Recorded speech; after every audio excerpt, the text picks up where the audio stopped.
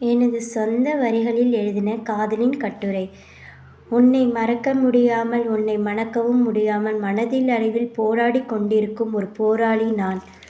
உன்னை நேசித்த இதயத்தால் வேறொரு நபரை விரும்பவோ மணம் முடிக்கவோ என் மனம் ஒத்துழைக்கவில்லை. உன்னை நேசித்த இதயத்தைத் தொட்டு சொல்கிறேன், என் மனம் உன்னை விட்டு விலகவும் இல்லை, உன்னை விட்டு பிரியவும் இல்லை. ஆதலால் மனதளவில் உன்னை நான் சேர்ந்துதான் இருக்கிறேன். ஆதலால் உன் நினைவே எனக்கு நிம்மதி. உன் நினைவு ஒன்றே எனக்கு போதுமானது. நம் சுதந்திரமாய் திரிந்து சென்ற இடத்தில் பட்டாம்பூச்சியாய் பறந்து அமர்ந்து விளையாடி ஆடி பாடி நம் கலந்த அழகான நாட்களை நினைக்கும் பொழுது என் கண்களில் கண்ணீர் துளிகள் வடிகின்றது. நம் சென்ற இடமெல்லாம் சென்று பார்க்கையில் உன் நினைவு என்னை வாட்டி வதைக்கிறது. என் கண்களில் வடிகின்ற கண்ணீர் துளிக்கு தெரிகிறது நான் உன்னை எவ்வளவு ஆழமாக நேசித்தேன் என்று. என் ஆழ்மனதிற்கு புரிந்து இதயம் இப்போது வேகமாக துடிக்கிறது. என்னை விட்டு நீ பிரிந்தால் என்ன, அது உன் விருப்பம். நான் ஏன் உன்னை மறக்க வேண்டும்? இல்லை, உன்னை ஏன் பழிவாங்க வேண்டும்? உன் உயிரை நான் ஏன் எடுக்க வேண்டும்? இல்லை, உன் முகத்தில் எதற்கு நான் ஆசிட் ஊற்ற வேண்டும்? நீ காதலித்தால் தான் உன்னுடன் இருப்பேன். நீ என்னை நேசித்தால் தான் நான் உன்னை உயிருடன் விடுவேன். நீ எனக்கு சொந்தமானால் தான் உன்னை உயிராய் நினைப்பேன். நீ என்னிடம் இறந்தால்தான் நீ உயிருடன் இருப்பாய் என்று நான் சொல்ல அது தவறாகிவிடும். நேசிக்கும் இதயத்திற்கு பழிவாங்க தெரியாது. பழகின மனதிற்கு துரோகம் செய்ய தெரியாது. நான் நேசிக்கும் உன்னை, உடலையோ உன் அழகையோ அல்ல, உன் அந்தஸ்தையோ நான் நேசிக்கவில்லை.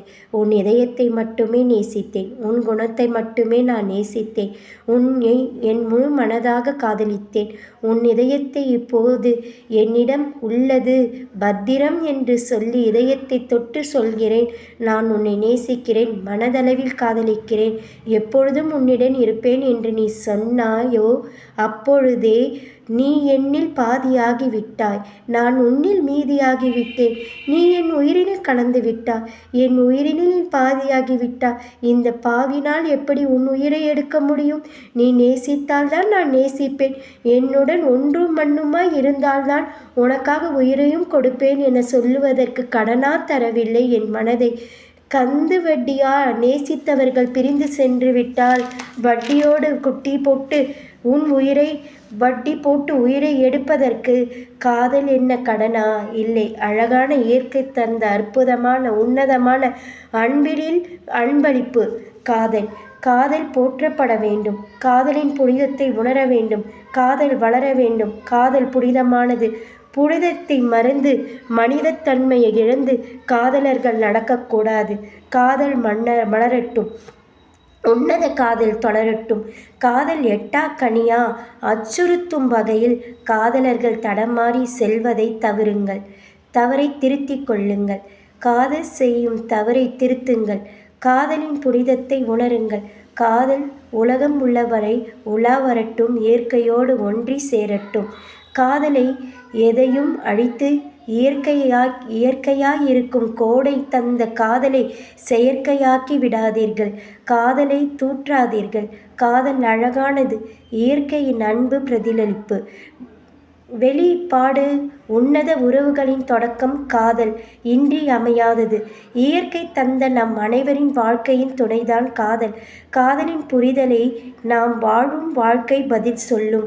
காதல் தொடர்கதை என்றும் பூமியில் உலார் வரட்டும். இயற்கையோடு ஒன்றி. இயற்கையின் அன்பளிப்பு பிரதிபலிப்பு தான் காதல். அதை புரிந்து நடந்தா எல்லாருக்குமே ரொம்ப நல்லது. காதல் இன்றியமையாதது. அதையும் செயற்கையாக மாற்றிடாதீங்க. இதுதான் நான் சொல்ல வர்றது, சரிங்களா? காதலை பற்றி சொல்லும் என் காதலின் கட்டுரை என்றும் தொடரும். வேறு வேறு வரிகளில். இவன் பாதை ஒன்றே ஒன்று மட்டும்தான். காதல், அன்பு, ஆறுதல், பண்பு, புரிதல். இவையின் தொடக்கம் மட்டுமே காதல். என்றும் தொடரும். விதை அன்புடன் உங்கள் சகோதரி, உங்கள் வீட்டின் சகோதரி. தாயாய் நினைத்து இந்த கட்டுரையை போட்டிருக்கேன். நல்லா இந்த வரிகளை கேளுங்க. யாரும் தவறு செய்ய மாட்டீங்க. காதலின் அருமையை புரிஞ்சு நடப்பீங்க. நன்றி, வணக்கம்.